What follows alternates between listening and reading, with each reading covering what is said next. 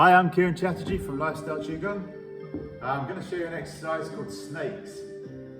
So quite a tricky little exercise. I'm going to call this my north facing the camera. So you go into roughly a double shoulder width, sort of horse stance, but not quite double shoulder width maybe, and turn your toes out 45 degrees each side. So if this is my north, my right toes are facing northeast, my left toes are facing northwest, and then sinking into the legs to take up pressure. So you're going to keep your knees bent the whole time, don't straighten your legs at all. And you cross your wrists at shoulder height, turn your palms outwards, and push the knee out over the toe one side. I'm going right first, and pulling the left hip backwards to face the opposite corner, and come back to cross wrists and facing north. So knee out over the toe, pull the opposite hip back, and come back to facing the north each time.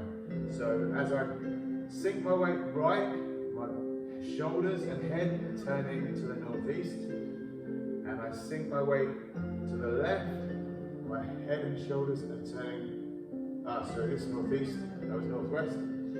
So sink my weight onto the right leg, my head and shoulders are turning to my northwest. Sink my weight on the left leg, my head and shoulders are turning to the northeast. So if you're not happy with the compass points, think that as you sink your weight, and not all the weights on the one leg, some still on the opposite leg. So this is mostly full, this is mostly empty. But as you sink your weight onto the full leg, the shoulders and head, you're aiming to face the direction of the empty toes. And then come back to the middle each time, but still sunk in.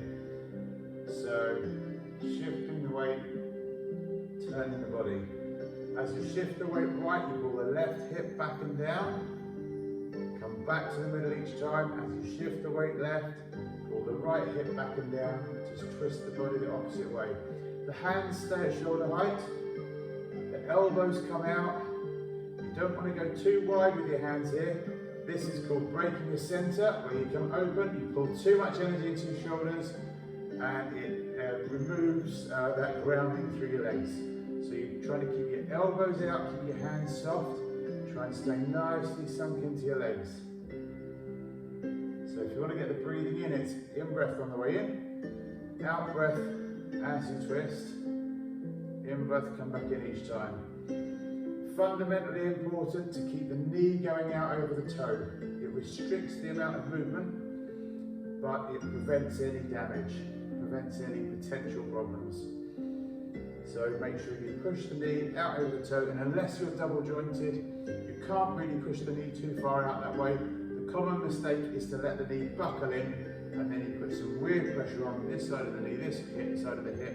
So you want to push the knee out over the toe, pull this opposite hip back, and stay sunk in.